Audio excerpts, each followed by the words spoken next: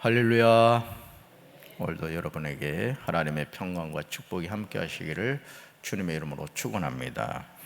오늘 고린도전서 12장 1절부터 31절까지 말씀으로 큰 은사를 사모하라, 큰 은사를 사모하라, 이런 제목으로 말씀의 은혜를 나누고자 합니다.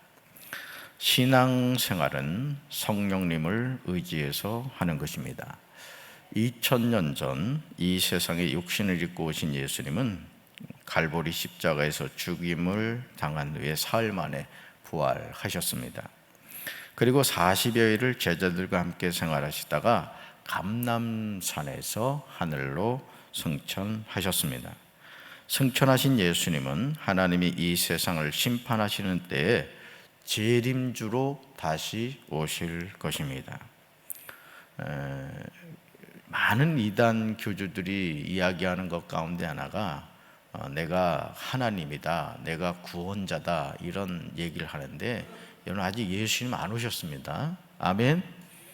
다미 성교회가 예전에 언제 이제 뭐 하나님이 불러간다고 해가지고 말이죠, 허연 옷을 입고 뛰는 연습을 그렇게 많이 했다 그러죠. 근데 여러분, 아직 예수님 안 오셨죠. 그러므로 지금 우리와 함께 계시는 분은 누구시냐? 보혜사 성령님이십니다. 그러므로 오늘 바울을 이렇게 말을 하죠. 성령으로 아니하고는 누구든지 예수를 주시라 할 수 없느니라. 그래서 성령을 받지 않고 목회하라는 말이 가장 저주스러운 욕이 되는 거예요. 미국에서 가장 나쁜 욕 가운데 하나가 성령 받지 않고 목회나 해라, 이것이 가장 좋지 않은 욕 가운데 하나라고 합니다. 신앙생활은 어떻습니까? 성령 받지 않고 이성적으로 하는 신앙생활은 가짜입니다. 메마르죠. 결국 지옥 갑니다. 그러므로 저는 강경제일교회 모든 성도가 성령 세례, 성령 충만을 받게 되시기를 주님의 이름으로 축원합니다. 첫째로 3절을 보시면 성령으로 아니하고는 누구든지 예수를 주시라 할 수 없음을 알아야 합니다. 신앙생활은 노력하면 망합니다. 왜냐하면 신앙은 내 의지로 되는 문제가 아니기 때문에 그렇죠. 예수님을 만나기 전 대부분 사람들이 최선을 다해서 노력을 하죠. 그러나 그 노력의 결국은 처절한 실패입니다. 사실 다메섹으로 가던 사울의 경우를 여러분이 보셔도 그는 참 열심히 살았습니다. 그는 하나님을 경외하는 삶을 살았고, 또 최고의 학문도 배웠고, 또 아주 차세대 유대인들을 대표할 만한 석학으로서 또 지도력도 발휘하는 그런 사람이었죠. 근데 그가 예수님을 만나면서 뭘 깨닫게 되었느냐? 무익한 일을 내가 했구나, 내가 하나님의 뜻과는 무관한 삶을 살았구나, 이걸 깨닫게 되었던 것이죠. 물론 그런 노력으로 하나님이 깨닫게 하시는 것도 있지만, 자기 생각과 노력으로 하는 신앙은 하나님 없는 길을 가게 됩니다. 그래서 교회에서도 항상 문제를 일으킨 사람이 누구냐면 열심을 내는 사람이에요.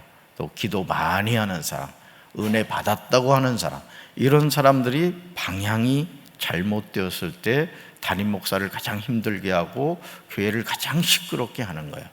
저는 우리 사랑하는 성도 여러분들이 기도 많이 하시고 은혜 많이 받으시고 능력 많이 받으시되 끝까지 겸손하셔서 하나님께 쓰임받는 삶이 되기를 주님의 이름으로 축원합니다. 저와 여러분이 잘 아는 불교계의 거성이라고 하는 여러분 성철 스님을 보십시오. 또 제가 종교를 떠나서 정말 글쎄 존경한다고 말하면 좀 그럴까요? 이 법정 스님을 한번 보십시오. 정말 훌륭한 고승들입니다. 하지만 그들은 지옥 같습니다. 왜냐하면 하나님이 제시하신 구원의 길을 걷지 않았기 때문이에요. 구원은 우리의 인격으로 받는 것이 아닙니다. 세상의 스펙으로 받는 것도 아닙니다. 구원은 오직 하나님의 방법으로만 받게 됩니다. 아멘이십니까?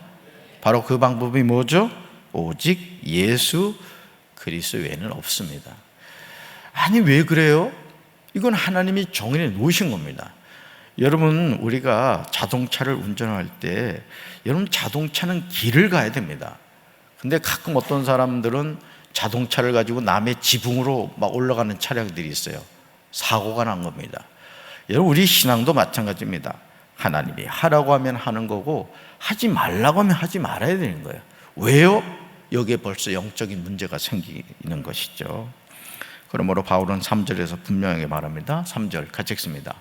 그러므로 내가 너에게 알리노니 하나님의 영으로 말하는 자는 누구든지 예수를 저주할 자라 하지 아니하고 또 성령으로 아니하고는 누구든지 예수를 주시라 할 수 없느니라. 아멘. 암송하셔야 될 말씀 가운데 한 구절입니다. 저는 이 말씀을 대할 때마다 우리가 성령님을 의지하지 않고 신앙생활 한다는 것이 얼마나 위험천만한 일인가를 생각하게 됩니다. 구원은 내 노력이 중단되고 하나님의 은혜가 나타날 때 주어지는 것이죠. 이것을 우리는 은혜라고 말합니다. 구원은 행위가 아닌 은혜로 주어집니다. 여러분들 이렇게 생각하시면 됩니다. 자식들에게 효도해라, 효도해라. 백날 말한다고 효도하는 게 아니에요. 어느 날 이 자식이 부모님의 은혜를 깨닫고 내가 부모님의 은혜를 갚아야 되겠구나, 이런 마음의 감동이 있어가지고 그전에는 어떻게 하면 부모님 집에 가서 뜯어올까를 생각했는데 이 부모님의 은혜를 생각하고 나서는 뭔가를 해드리고 싶은 거예요. 그래서 용돈도 보내드리고 그냥 부모님한테 전화도 드리고 그냥 뭔가 해드리고 싶은 거죠. 여러분, 구원도 마찬가지입니다. 하나님이 나에게 베푸신 은혜가 너무너무 감사해서 예배드리고 기도하고 찬양하고 말씀을 가까이 하는 것이죠. 저는 우리 사랑하는 성도들이 이 하나님의 은혜를 깨닫게 되길 주님의 이름으로 축원합니다. 바울은 1절에서 이렇게 말하죠. 형제들아, 신령한 것에 대하여 나는 너희가 알지 못하기를 원하지 아니하노니. 그렇습니다. 신앙생활은 신령한 것, 즉 영적인 선물에 대한 것입니다. 이 선물을 알지 못하거나 받지 못한 사람은 2절에서 나오듯이 말을 못하는 우상에게로 끄는 그대로 끌려가게 된다는 거예요. 여러분, 하나님은 살아계십니다. 아멘. 그러니 여러분 생각해 보세요. 참 우리 불자들 얼마나 참 성실합니까? 또 유교 믿는 사람들, 또 무속신앙인들 참 열심입니다. 저도 아침에 사실 이제 샤워를 하고 나왔습니다만은 정말 그 지성 드리는 분들 보면요, 아무리 추운 날도 몸을 깨끗하게 합니다. 여러분, 샤워하고 오셨습니까? 하나님 만나러 오는데 어떻게 샤워도 안 하셨어요? 그런 정성을 기울이려고 하죠. 그런데 하나님은 이제 그런 것이 아니라는 거예요. 그러니까 여러분, 부처님 상 앞에서 여러분 손을 이렇게 하고 하는 모습이 얼마나 불쌍해요. 그러니까 여러분들이 영의 눈을 뜨시고 우리가 인격적인 하나님을 섬긴다는 것이 얼마나 감사한 것인가를 깨닫게 되길 주님의 이름으로 축원합니다. 기억하시기 바라요. 성령으로 아니하고는 누구든지 예수를 주님으로 고백할 수 없습니다. 두 번째 7절 보시면 각 사람에게 성령을 나타내심은 유익하게 하려 하심임을 기억해야 합니다. 왜 저와 여러분이 성령을 받아야 합니까? 자랑하기 위해서입니까? 내가 방언을 받고 은사를 받은 것으로 다른 사람 기죽이려고 받아야 합니까? 야, 나 방언 받았어. 너 아직도 못 받았구나. 나 예언 은사 받았어. 일로 와봐. 내가 예언 좀 해줄게. 은사는 이것이 아니라는 거예요. 은사는 자기 자랑하기 위한 것이 아니라는 거죠. 7절에서 바울은 지체하지 않고 대답하죠. 7절 같이 읽습니다. 각 사람에게 성령을 나타내심은 유익하게 하려 하심이라. 아멘. 변은 익을수록 고개를 숙입니다. 교회 안에서도 어떤 사람의 신앙의 성숙을 보려면 말하는 걸 보면 알아요. 행동하는 걸 보면 알아요. 벌써 목이 빳빳한 사람들은 영적으로 병든 겁니다. 저는 저와 여러분이 겸손한 목사, 겸손한 성도가 되기를 주님의 이름으로 축원합니다. 분명히 바울이 뭐라고 했어요? 각 사람에게라고 규정하고 있습니다. 각 사람에게. 즉 성령을 받으면 뭉뚱그려서 받는 것이 아니라 각각 개인적으로 받는다는 뜻이에요. 아멘. 그런데 성령을 나타내시는 이유가 뭐라고요? 유익하게 하려 하심이라고 강조하고 있습니다. 성령은 유익하게 하기 위해서 주시는 거예요. 이것을 깨달아야 됩니다. 그러면서 4절로 6절에서 아주 중요한 사실을 기록하고 있습니다. 우리 말씀 같이 읽습니다. 은사는 여러 가지나 성령은 같고 직분은 여러 가지나 주는 같으며 또 사역은 여러 가지나 모든 것을 모든 사람 가운데서 이루시는 하나님은 같으니. 아멘. 여러분 빨간 글씨를 적었어요. 성령 하나님 나오죠? 성자 예수님 나오죠? 성부 하나님이 나오시죠. 삼위일체 하나님의 사역을 통해 우리에게 주어진 것이 뭐냐? 은사고 직분이고 사역이더라는 거예요. 그런데 그 같은 삼위일체 하나님을 예배하는 우리가 4분 오열이 되어서 네가 잘났느니 내가 잘났느니. 여러분 부모가 제일 마음이 아플 때가 뭔지 아십니까? 형제 자매들이 부모 앞에서 쌈박질 할 때예요. 그래서 저희 아버지도 유언의 말씀 가운데 하나가 뭐냐면 형제간에 우애 있으라, 이 말씀이에요. 여러분 우리가 강경제일교회 한 가족이라고요. 여기서 제일 큰 형님이 누군가? 우리 유동희 권사님이 제일 큰 형님인가 여기서? 우리 임 권사님이 제일 큰 형님인 것 같아. 그죠? 임 권사님 지금 90세시죠? 맞나요? 여러분 우리가 예수 안에서 한 가족이라고요. 아멘. 근데 하나님 아버지가 이렇게 강경제일교를 봤더니 여러분 형제 자매 간에 볼성사납게 네가 잘났는지 내가 잘났는지 뭐 하나님이 얼마나 마음이 아프겠어요. 우리 서로 사랑하며 삽시다. 그렇게 돼야 돼요. 지금 바울은 은사, 직분, 사역을 언급하면서 삼위일체 하나님을 일일이 언급하고 있습니다. 무슨 말입니까? 우리에게 주신 은사나 우리에게 주신 직분이나 우리가 감당하는 사역은 모두 하나님이 맡기신 소중한 일이라는 거예요. 그래서 여러분 우리가 이 손을 이렇게 쓸 때 보세요. 손을 쓰면 이 5손가락이 아무것도 아닌 것 같지만 각자의 역할을 합니다. 우리가 하나님의 몸된 교회를 세워감에 있어서 마찬가지예요. 제가 여러분들한테 주인의식을 가지십시오. 교회 오면 자꾸 살피십시오. 이유는 다른 게 아니에요. 이 예배당이 우리가 가꿔야 될 공간이기 때문에 그래요. 뭐 하는 거예요? 하나님께 예배드리는 장소잖아요. 아멘. 누가 은사, 직분, 사역을 주셨는지를 알아야 돼요. 그러면서 8절에서 각 사람에게 주신 은사를 언급하고 있습니다. 그런데 그 모든 은사들이 이런 표현이 나와요. 성령으로, 성령을 따라 주어지는 것임을 기록하고 있습니다. 저는 강경제일교회 모든 성도가 8절, 9절, 10절에 나오는 은사들을 한 성도도 예외 없이 다 받게 되길 주님의 이름으로 축원합니다. 따라합시다. 은사는 받아야 됩니다. 아멘. 누가 주느냐? 누구한테 주느냐? 은사를 구하는 자에게 주실 줄로 믿습니다. 11절에서 바울은 이 사실을 기록하고 있죠. 11절 같이 읽습니다. 이 모든 일은 같은 한 성령이 행하사 그의 뜻대로 각 사람에게 나누어 주는 것이니라. 아멘. 마치 산타클로스 할아버지가 선물 보따리를 들고 와가지고 우리 누굴 줄까 하면서 하나씩 주는 거예요. 은사는 그렇게 하나님이 주시는 거예요. 누구한테? 구하는 자에게.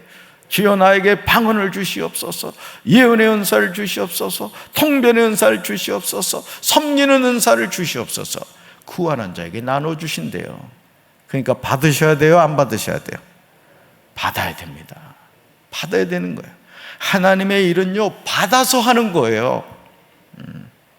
이걸 아셔야 됩니다. 그러니까 여러분이 내가 어떤 직분을 감당한다는 것은 제가 누누이 말씀드리지만 자기 고집, 자기 경험을 가지고 자꾸 하려고 하지 마세요. 하나님의 일은 받아서 하는 거예요. 제가 방수공사를 하면서 그 공사하시는 사장님 위에서 중보하는 그 기도 가운데 하나가 뭐였어요? 부살렐과 올리압에게 주신 하나님의 지혜와 능력을 이 공사하시는 분들에게 주십시오라는 기도를 했습니다. 왜? 주님의 성전이잖아요.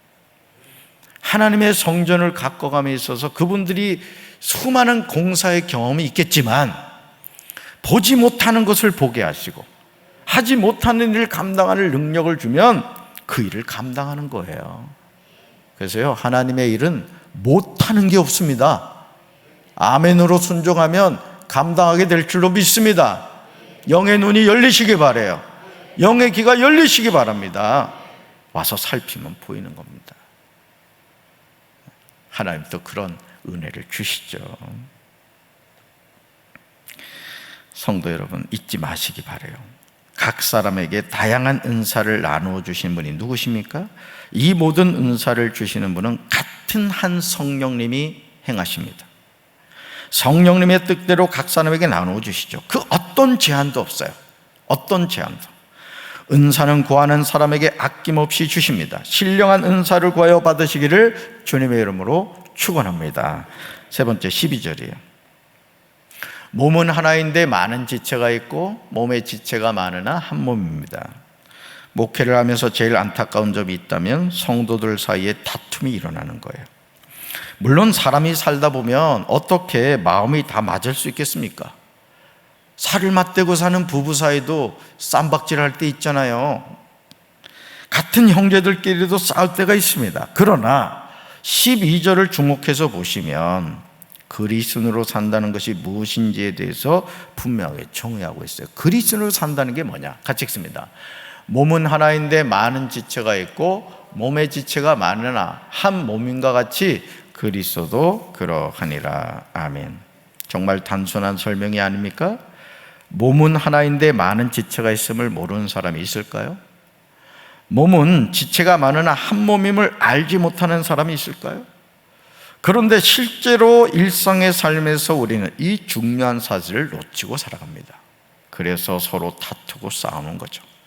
13절을 보시면 바울은 더욱 구체적으로 우리가 그리스도 안에서 한 몸이 되었다는 뜻을 설명하고 있어요. 같이 읽습니다. 우리가 유대인이나 헬라인이나 종이나 자유인이나 다 한 성령으로 세례를 받아 한 몸이 되었고 또 다 한 성령을 마시게 하셨느니라. 아멘. 유대인, 헬라인, 종, 자유인 등의 구분이 얼마나 엄격한 것입니까?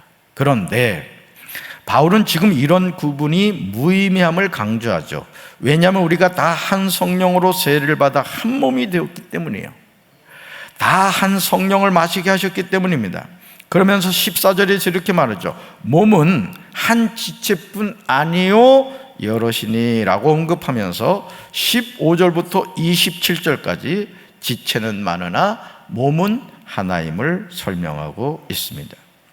우리는 바울이 주장하는 내용을 통해서 밖으로 보이는 지체보다 눈에 보이지 않는 지체의 중요함을 깨닫게 되죠. 팔 하나 없어져도 사람은 삽니다. 그러나 심장이 없으면 사람은 죽습니다.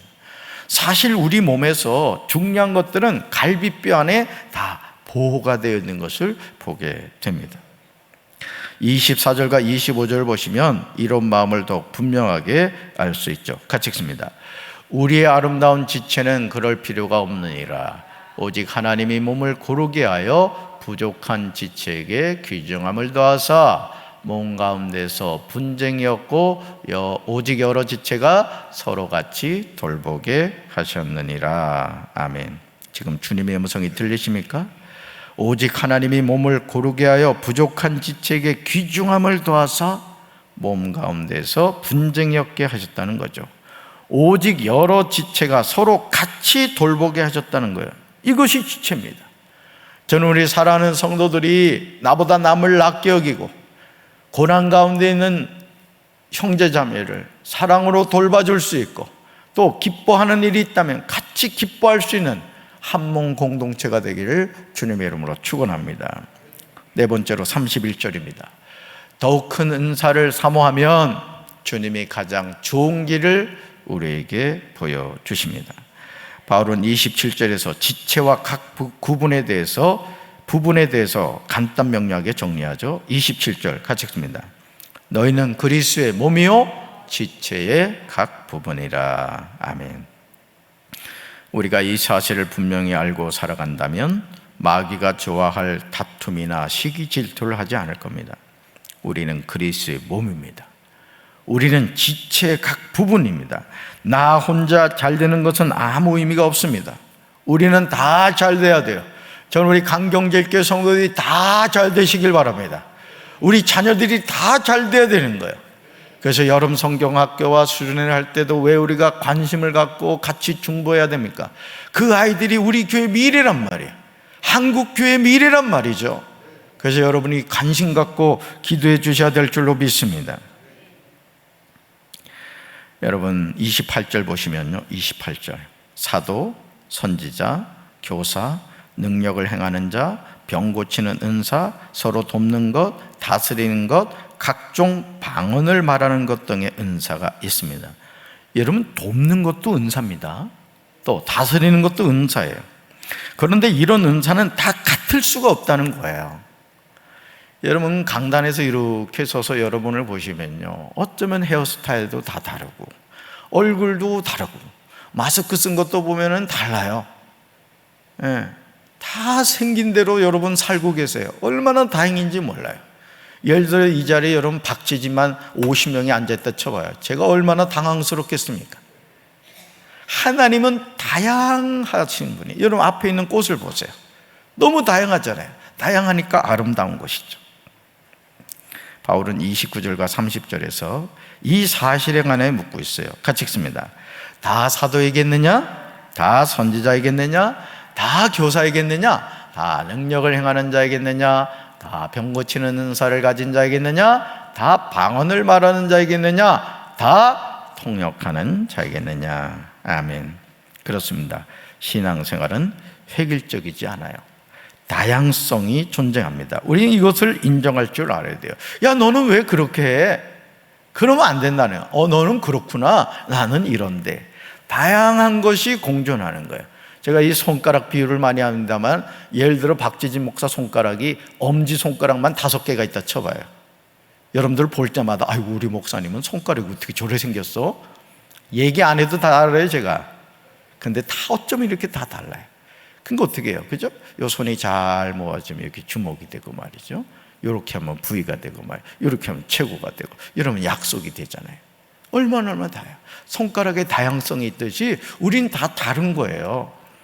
다르다고 해서 왜 다르지 그러지 마세요. 우리 아내분들 남편의 다름을 인정해 주셔야 돼요. 하나님은 그런 분이시거든요. 하늘을 바라봐도 어쩜 그렇게 다양한지 모르겠어요. 그렇죠? 여러분, 다른 사람이 나와 다르다는 점은 너무 당연해요. 왜냐하면 각자의 은사가 다르기 때문이죠. 그러므로 하나님이 자신에게 주신 은사가 무엇인지 알고 그 은사대로 쓰임을 받아야 돼요. 산소가 약한데 재무부에가 있다 쳐봐요. 맨날 시험 들지 않겠어요? 그렇죠?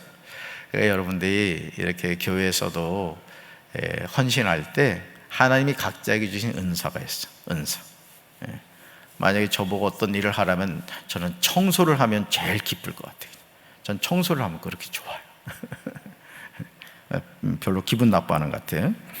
그러므로 이제 우리는 그리스도의 몸이요 지체의 각 부분임을 알고 31절 말씀을 굳게 붙잡아야 돼요. 암송해야 될 말씀이요. 같이 읽습니다.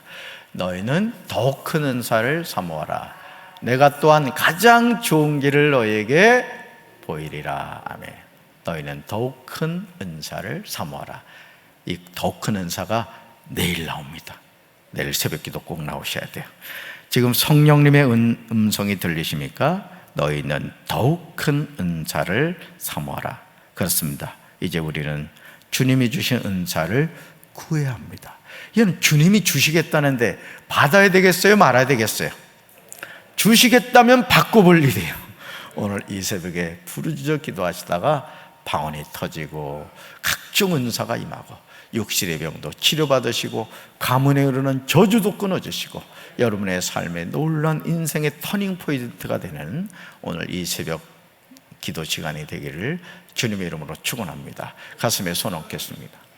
하나님 아버지, 성령으로 아니하고는 예수를 주시라 할 수 없다고 했습니다. 우리가 성령 받지 않고 어떻게 신앙생활을 하겠습니까? 근데 적지 않은 경우에 우리는 왜 성령을 받아야 되는지, 왜 방언을 받아야 되는지, 왜 은사를 받아야 되는지 그런 사실을 생각하지 못하고 철저히 종교적인 신앙을 갖고 살아갈 때가 많습니다. 주여, 이제 저희들이 종교적인 신앙이 아니라 복음적인 신앙을 가지고 회심의 체험을 하게 하시고 거듭남의 체험을 하게 도와주셔서 성령님을 통하여 예수님은 주심을 깨닫고 믿음의 선한 쌍 끝까지 승리하게 하옵소서. 오늘 이 새벽에 부르짖어 기도하다가 성령의 불을 받게 하시고 갈멜산에서 엘리야가 우상들과의 싸움에서 승리했듯이 영적인 승리가 있어지는 이 새벽이 되게 도와 주시옵소서. 예수님 이름으로 간절히 축복하며 기도합니다. 아멘.